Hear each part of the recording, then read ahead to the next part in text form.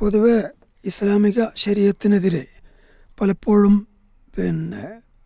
പരിഹസിക്കാറുള്ള അല്ലെങ്കിൽ കുറ്റപ്പെടുത്താറുള്ള ഒരു സംഭവമാണല്ലോ പുരുഷൻ മേധാവിത്വം ആണിതിലുള്ളത്. സ്ത്രീക്ക് പരിഗണനയില്ല. സ്ത്രീക്ക് കൊടുക്കുന്നതിൻ്റെ പുരുഷന് കൊടുക്കുന്നതിൻ്റെ പകുതിയെ സ്ത്രീ കൊടുക്കുന്നുള്ളൂ. എന്താണ് ഇതിൻ്റെ ഒരു യഥാർത്ഥ വശം? പ്രമാണബദ്ധമായി ശ്രോതാക്കൾക്കത് ഒന്ന് വിശദീകരിച്ചു കൊടുക്കണം. അത് തികച്ചും ഒരു ബാലിശമായ ഒരു വാദം മാത്രമാണ്. കാരണം ഇസ്ലാമിക അനന്തരാവകാശ നിയമം എടുത്തു നോക്കിക്കഴിഞ്ഞാൽ ഇസ്ലാമിക അനന്തരാവകാശ നിയമത്തിൽ സ്ത്രീകൾക്ക് ലഭിക്കുന്ന അത്ര കണ്ട് സ്വത്ത് പുരുഷന്മാർക്ക് ലഭിക്കുന്നില്ല എന്നൊരു വസ്തുതയാണ്. അപ്പോൾ ആ വിഷയത്തിൽ ഞാൻ തന്നെ എഴുതിയിട്ടുള്ളൊരു പുസ്തകമുണ്ട്.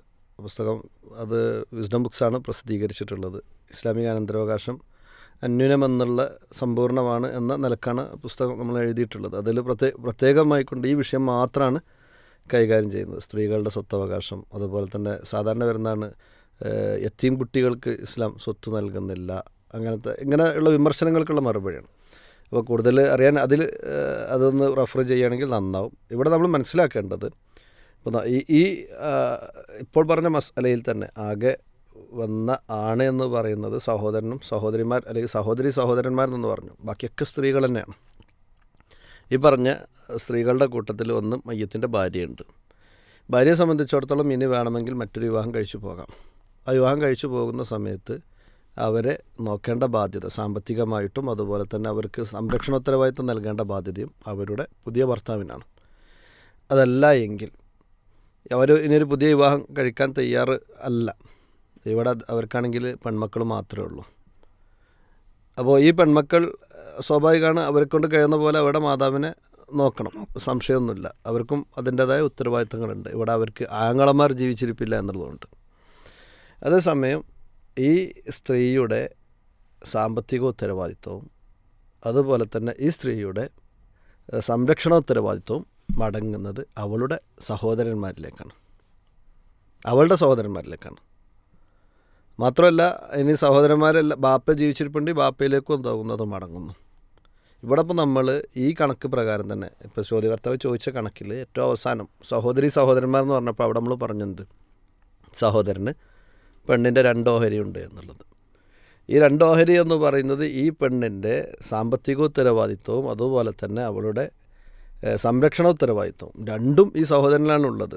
അപ്പോൾ ഏത് സമയത്തും മനുഷ്യനാണ് ആരാണ് ആദ്യം മരിക്കുക എന്നോ അതുപോലെ തന്നെ ആരാണ് കൂടുതൽ ജീവിച്ചിരിക്കുക എന്നോ ആരുടെയൊക്കെ അടുത്ത് താൻ വീണ്ടും എത്തിപ്പെടേണ്ടി വരുമെന്ന് നമുക്ക് ആർക്കും മുൻകൂട്ടി സംഭവിക്കുകയാണെങ്കിൽ തിരിച്ചു വരാവുന്ന സാധ്യതയൊക്കെ നിലനിൽക്കുന്നുണ്ട്. അപ്പോൾ അത്തരം ഘട്ടത്തിൽ പുരുഷന്മാർക്ക് ഇരട്ടി കിട്ടുമെന്ന് പറഞ്ഞ ഏത് ചർച്ചകൾ എടുത്ത് നോക്കിക്കഴിഞ്ഞാലും ആരുടെ കൂടെയാണ് ഇരട്ടി കിട്ടുക, ആ കിട്ടുന്നയാളുകളുടെ സാമ്പത്തിക ഉത്തരവാദിത്വവും അതുപോലെ തന്നെ അവരുടെ സംരക്ഷണ ഉത്തരവാദിത്വം രണ്ടും ഈ മനുഷ്യനിൽ അത് അർപ്പിതമായിരിക്കും എന്നതാണ് മനസ്സിലാക്കേണ്ടത്. അതുകൊണ്ടാണ് അത്തരം ഘട്ടത്തിൽ മാത്രമാണ്. എന്നാൽ സ്ത്രീക്ക് കിട്ടുന്നതിനേക്കാൾ പുരുഷന് കിട്ടുന്നതിനേക്കാൾ ഇരട്ടി സ്ത്രീക്ക് സ്വത്ത് കിട്ടുന്ന അവസരങ്ങളുണ്ട്. സ്ത്രീയും പുരുഷനും തുല്യമായി ഒരേപോലെ അനന്തരമെടുക്കുന്ന സാഹചര്യങ്ങളുണ്ട്. ചില ഘട്ടങ്ങളിൽ സ്ത്രീകൾക്കേ സ്വത്ത് കിട്ടുള്ളൂ, പുരുഷന് ആയതുകൊണ്ട് മാത്രം സ്വത്ത് നഷ്ടപ്പെട്ടു പോകുന്ന സാഹചര്യമൊക്കെ ഉണ്ട്. അപ്പോൾ സ്ത്രീകൾക്ക് ഏറ്റവും കൂടുതൽ സംരക്ഷണവും അതുപോലെ തന്നെ ഏറ്റവും കൂടുതൽ സുരക്ഷിതത്വവും സ്വത്തവകാശത്തിൽ ഇസ്ലാമിനോളം നൽകുന്ന മറ്റൊരു സംവിധാനവും സംഹിതയും ഇല്ല എന്ന് നമുക്ക് ഉറപ്പിച്ച് പറയാൻ സാധിക്കുന്ന കാര്യമാണ്. അതാണ് ആ വിഷയത്തിൽ മനസ്സിലാക്കേണ്ടത്. അതായത് വാസ്തവത്തിൽ പുരുഷന് ഇരട്ടി കൊടുക്കുന്നു എന്നതിൽ അതിലപ്പുറം ഉത്തരവാദിത്തങ്ങൾ ഏൽപ്പിച്ചുകൊണ്ടാണ് സാമ്പത്തികമായ ഇത് കൊടുക്കുന്നത്. അതെ, സംസാരത്തിൽ സ്ത്രീക്ക് പുരുഷനേക്കാൾ കിട്ടുന്ന ചില സാഹചര്യം വരാറുണ്ടെന്ന് പറയല്ലോ, അതൊന്ന് വിശദീകരിച്ചാൽ നന്നായിരിക്കും. പുരുഷനേക്കാൾ സ്ത്രീകൾക്ക് കിട്ടുന്ന സാഹചര്യം എന്ന് പറയുന്നത് നമ്മൾ കണക്കുകൾ വെച്ചിങ്ങനെ നോക്കുന്ന സമയത്താണ് പെട്ടെന്ന് ബോധ്യപ്പെടുക. ഇപ്പോൾ നേരത്തെ പറഞ്ഞ കണക്ക് തന്നെ ഉണ്ടല്ലോ, ഈ കണക്കിൽ അവിടെ 3 പെൺകുട്ടികളാണെന്ന് വിചാരിക്കുക. ആ 3 പെൺകുട്ടികൾക്ക് കിട്ടുന്ന സ്വത്ത് ഒരിക്കലും തന്നെ അവിടെ 3 ആൺകുട്ടികളാണെങ്കിൽ അവർക്ക് കിട്ടില്ല. കാരണം അത് കണക്ക് പറയുമ്പോഴല്ല അത് മനസ്സിലാവുക. അത് ചെയ്തു വരുന്ന സമയത്ത് ഇപ്പോൾ എത്ര രൂപ, അതല്ലെങ്കിൽ ഇത്ര സെൻറ്റ് ഭൂമി, അതല്ലെങ്കിൽ ഇത്ര പ്ലോട്ട് എന്നൊക്കെ പറയുന്ന സമയത്താണ് ആ കാര്യം പെട്ടെന്ന് ബോധ്യപ്പെടുക. കാരണം പുരുഷന്മാരെ സംബന്ധിച്ചിടത്തോളം അവർ അസബക്കാരി എന്നാണ് പറയാറുള്ളത്. അസബക്കാരെന്ന് പറയുമ്പോൾ ശിഷ്ടമോഹരിക്കാരാണ്. ശിഷ്ടമോഹരിക്കാരെന്ന് പറയുമ്പോൾ നമ്മൾ എപ്പോഴും മനസ്സിലാക്കേണ്ടത് അനന്തരാവകാശത്തിൽ 2 തരത്തിലുള്ള ഓഹരികളാണ് പ്രധാനമായുള്ളത്. ഒന്ന് നിശ്ചിതോഹരി, അഹ്ലുൽ ഫുറൂദ് എന്നാണ് ഇതിനെ അനന്തരാവകാശ പണ്ഡിതന്മാർ പറയാറുള്ളത്. രണ്ടാമത്തെ വിഭാഗം എന്ന് പറഞ്ഞാൽ അവർ അസബക്കാരെന്നാണ് പറയാറുള്ളത്. അസബക്കാർ എന്നതുകൊണ്ട് ഉദ്ദേശിക്കുന്നത് അത് ശിഷ്ടമോഹരിക്കാർ. ഇപ്പോൾ നിശ്ചിതോഹരിക്കാരായ ആളുകൾ എന്ന് പറഞ്ഞാൽ ഖുർആനിൽ 6 രൂപത്തിലുള്ള ഓഹരികൾ പ്രത്യേകമായി എടുത്തു പറഞ്ഞിട്ടുണ്ട്. ഒന്നാമത്തത് പകുതി, 2 പകുതിയുടെ പകുതിയായ 4/1, പിന്നെ അതിൻ്റെ പകുതിയായ 8/1, പിന്നെ അപ്പോൾ 3 ഓഹരി കഴിഞ്ഞു. ഇനി അടുത്തത് 3/2 അവകാശം ഉണ്ടാവാം, അത് 4ാമത്തെ ഓഹരിയാണ്. അത് കഴിഞ്ഞ് അടുത്തത് 3/1, അത് കഴിഞ്ഞാൽ 6/1. ഇങ്ങനെ 6 അവകാശങ്ങളുണ്ട്. ഈ 6 അവകാശങ്ങൾ ആർക്കൊക്കെ കൃത്യമായി കിട്ടുമെന്നതും വിശുദ്ധ ഖുർആനും അതുപോലെ തന്നെ ഹദീസുകളിലും വ്യക്തമാണ്.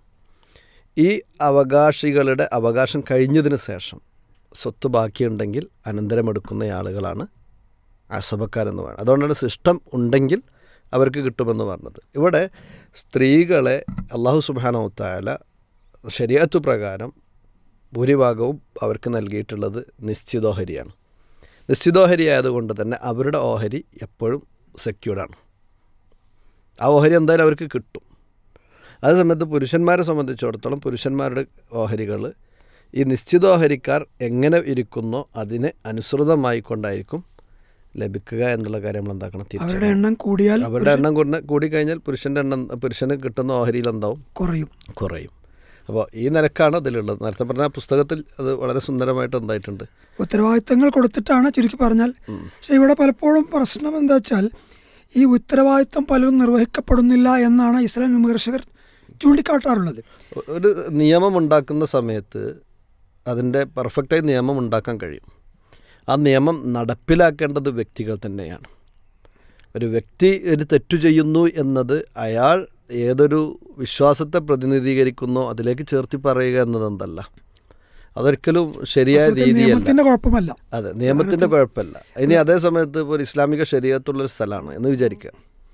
അവിടെ ഇയാൾ ഈ രൂപത്തിൽ ചെയ്യുന്നുണ്ട് എങ്കിൽ ആ നിലക്ക് തന്നെ കോടതിയെ സമീപിക്കുവാനും അവകാശങ്ങൾ ആർക്കാണോ ലഭിക്കേണ്ടത് അതിനു വേണ്ട അവകാശങ്ങൾ വാങ്ങുവാനുമുള്ള സാഹചര്യം കൂടി എന്തുണ്ട്, കോടതികളിൽ നിലവിലുണ്ട്. നിയമത്തെക്കുറിച്ച് പറയുമ്പോൾ ഉദാഹരണത്തിന് ഒരു ട്രാഫിക് സിഗ്നലിൽ റെഡ് ലൈറ്റ് കത്തിക്കൊണ്ടിരിക്കെ ഒരാൾ അത് കട്ട് ചെയ്ത് പോകുന്നുവെങ്കിൽ റെഡ് ലൈറ്റിന്റെ കുഴപ്പം, ആ നിയമം പിൻവലിക്കലല്ലോ പരിഹാരം. അതെ.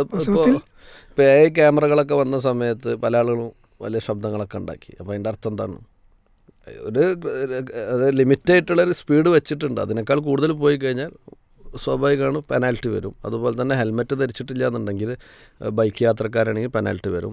സീറ്റ് ബെൽറ്റ് ധരിച്ചിട്ടില്ല എന്നുണ്ടെങ്കിൽ മറ്റു വാഹനക്കാർക്ക് പെനാൽറ്റി വരും. അത് ഒരു പ്രശ്നമായി കാണാൻ നിൽക്കുകയാണെങ്കിൽ അത് പ്രശ്നമുണ്ടാക്കുന്നവരെ പ്രശ്നമായി കാണുള്ളൂ. അതേസമയത്ത് മാന്യമായി ജീവിക്കുന്ന ആളുകളെ സംബന്ധിച്ചിടത്തോളം ഇങ്ങനെയൊക്കെ ക്യാമറകൾ ഫിറ്റ് ചെയ്തിട്ടും ജീവിതത്തിൽ ഇതുവരെ ഒരു ഫൈന് പോലും വരാതെ വാഹനം ഓടിച്ച മനുഷ്യന്മാരുണ്ടല്ലോ. അത് നിയമങ്ങളെന്ന് പറയുന്നത് സംരക്ഷണത്തിന് വേണ്ടി ഉണ്ടാക്കിയതാണ്. അത് ലംഘിച്ചുകൊണ്ട് ആരെങ്കിലും പോകുന്നുണ്ട് എങ്കിൽ അത്തരം ആളുകളാണ് അതിൻ്റെ കുറ്റക്കാരെന്ന് മാത്രമേ നമുക്ക് പറയാൻ സാധിക്കുള്ളൂ.